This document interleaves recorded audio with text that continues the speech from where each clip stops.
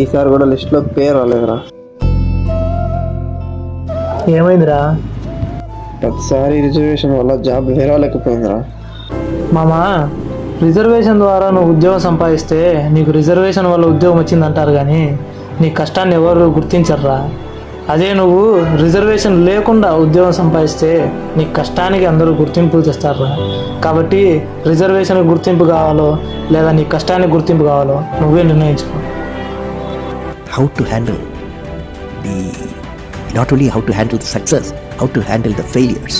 Particularly you are in the management environment, you are attending.